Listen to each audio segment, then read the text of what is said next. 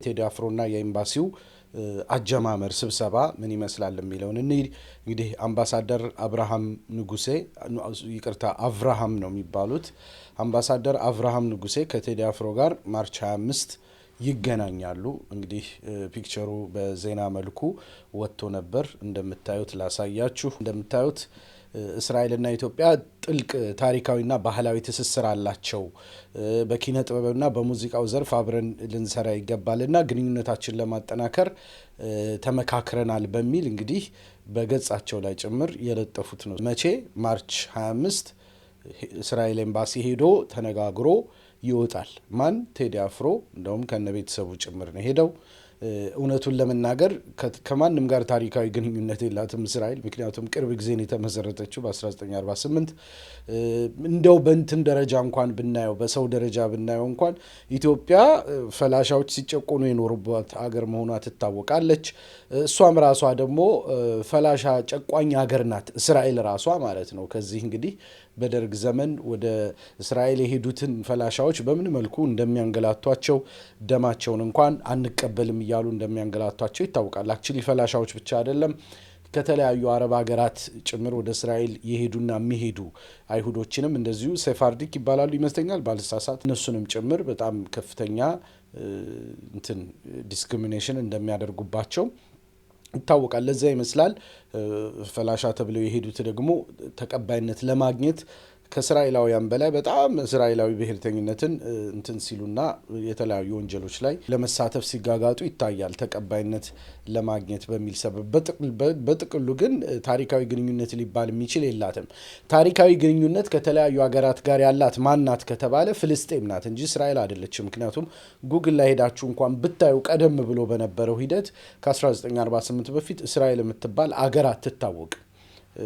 በአገር ደረጃ በኔሽን ስቴት ደረጃ ማለት ነው። እስራኤል በ1948 በዘረፋ የተመሰረተች ሀገር ናት። በእንግሊዝ መልካም ፈቃድ ነው የተመሰረተችው። የባልፎር ዲክላሬሽንን ታውቃላችሁ።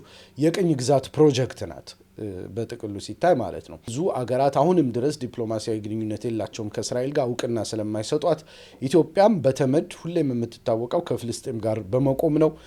ከዚህ ውጭ መሆኑ ደግሞ ውርደትም ነው ለኢትዮጵያ። ከዛ አንጻር ታሪካዊ ግንኙነት ምናምን የሚሉት ሪጎራ ነው፣ ምንም የለውም፣ ባዶ ነው ማለት ነው። ቅርብ ጊዜ እንኳን ከአፍሪካ ህብረት ስብሰባ የተባረሩ መሆናቸው ይታወቃል። እንግዲህ የስብሰባው አንድምታ ምንድን ነው የሚለውን ስንመለከት ቀጣዩ ነጥብ ማለት ነው፣ እስራኤል በአፍሪካ ደረጃ ትልቅ ሪጀክሽን ደርሶባታል፣ ተገፍታለች ከአፍሪካ። ምክንያቱም አፍሪካውያን የአፍሪካ ሀገራት ቅኝ ግዛትን አይደግፉም። የእስራኤል ፕሮጀክት ደግሞ የቅኝ ግዛት ፕሮጀክት ስለሆነ የአፓርታይድ ፕሮጀክት ስለሆነ ማንም አፍሪካ ሀገራት ብዙም ፍላጎት እንደሌላቸው ይታወቃል። ደቡብ አፍሪካ ከነጭራሹ ከሌሎች ሀገራት ጋር በመተባበር እስራኤል ላይ ክስ መስርታባታለች። ከዛ ውጭ ደግሞ እስራኤል ራሷ የደቡብ አፍሪካውን አፓርታይድ በመደገፍ ትታወቅ ነበር። በነ ማንዴላ ትግል ጊዜ ከደቡብ አፍሪካ መንግስት ጋር በመቆም ብዙ እገዛዎችን ታደርግ ነበር። ተመሳሳይ ሁለቱም በአፓርታይድ ስርዓት ላይ የተመሰረቱ ስለሆኑ ማለት ነው። ስለዚህ ከአፍሪካ ሀገራት በተለይ ከኦክቶበር 7 በኋላ ከፍተኛ ጫና ደርሶባታል። ድጋፍ አላገኘችም። ይሄ ነገር በጣም ሲቆጠቆጣቸው ቆይቷል። በአፕሪል 7 ከአፍሪካ ህብረት ስብሰባ ተባረዋል። የእስራኤል አምባሳደር ተወካይ ሆኖ የነበሩት ዜናውን እዚሁ ላይ ላሳያችሁ እችላለሁ። ፒክቸሩን ማየት እንችላለን። ተመልከቱ። ዘሀበሻ ያወጣው ዜና ነው። እስራኤል በኢትዮጵያ አምባሳደሯ ከአፍሪካ ህብረት ስብሰባ እንዲባረሩ መደረጉን ተቃውማ እርምጃ እንደምትወስድ አስጠነቀቀች። አምባሳደሩ ከአዳራሹ መባረራቸውን በቀላሉ እንደማትመለከተው እስራኤል አስታወቀች በሚል ያው ሰፊ ዝርዝር አለው። ግን በጥቅሉ ምንድን ነው የእስራኤልን ተወካይ ዘርበልልን ብለው አባረዋል። የአፍሪካ አገራት የህብረቱ ስብሰባ ላይ እንኳን እንድትገኝ አልፈቀዱም። እንደውም በሆነ ወቅት ላይ ታዛቢ ምናምን አባል ተደርጋ እንዲሁ በጥቅሉ የመታዘብ ሂደቶች ነበሩ። አሁን እሱንም አታ ከነጭራሹ ሌላ የውርደት ደረጃ ውስጥ ገብታለች። ስለዚህ የቴዲ አፍሮና ከሌሎች አርቲስቶች ጋር ፍላጎቷ ግልጽ ይህንን የመቀልበስ ፍላጎት እንደሆነ ይታወቃል። ለምን ከተባለ አንዳንዱ ሰው ላይመስለው ይችላል። እንዴት ምን አገናኘው ሁለቱ ከተባለ የኢትዮጵያን ተምሳሌታዊ ቦታ እንደ ትርክት ሚዛን መፍጠሪያ መጠቀም ስለምትፈልግ ነው። ኢትዮጵያ በአፍሪካ ትልቅ ሲምቦሊክ ቦታ አላት።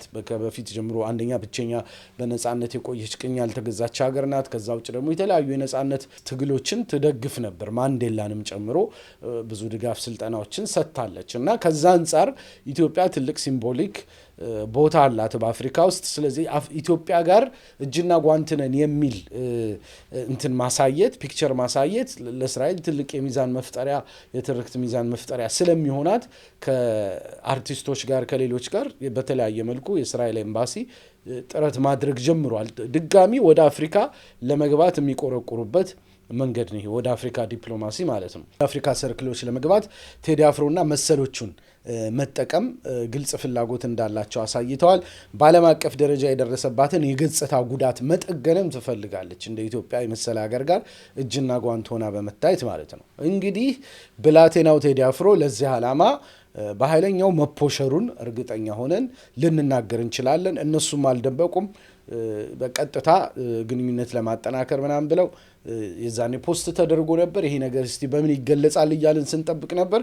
ብዙም ሳይቆይ የፑሸራውን ዓላማ ቴዲ አፍሮ በግላጭ ወጥቶ ኢንዲፔንደንስ ዴይ የነጻነት ቀን ብሎ የእስራኤልን ፕሮፓጋንዳ መስራት የጀመረበትና እስከዛሬ የመጣበትን የተጠጋገነ ትርክት በሙሉ አፍርሶ ገደል የከተተበት ሂደት እንዳለ ማየት እንችላለን ማለት ነው። ኮንሰርቱ የስብሰባው ቀጥታ ውጤት ነው ወይ የሚል ጥያቄ እናንሳ።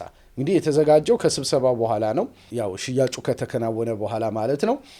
ይሄ ኮንሰርት ሊዘጋጅ ችሏል። እነሱም ያሉት በሙዚቃ በስነ ጥበብ ዘርፍ የሁለቱን ሀገራት ግንኙነት ታሪካዊ ለማጠናከር ብላብላብላ አይደል ያሉት። ስለዚህ የዛን ውጤት መሆኑ በግልጽ ነው። የተዘጋጀው የነጻነት ቀን ባሉት በዓላቸው ነው። ይህንን በኋላ ላይ ተንተን አድርገን እናየዋለን የነጻነት ቀን የሚለውን። ቴዲ አፍሮ ደግሞ ከፍተኛ ገንዘብ ተከፍሎት መሆኑ ሳይታለም የተፈታ ነው። በቀላል ብር ሊከፍሉት እንደማይችሉ ይገመታል። ጉዳዩን ማጮህ መፈለጋቸው፣ ወደ ውጭ አውጥተው በኤምባሲውም በምንም በኩል እንትን ማድረጋቸው፣ እሱም ኢንዲፔንደንስ ዴይ ብሎ በዚህ መልኩ ትርክቱን ቀርጾ ማውጣቱ በግላጭ የሚነግረን ምንድን ነው? ማጮህ ፈልገዋል ጉዳዩን።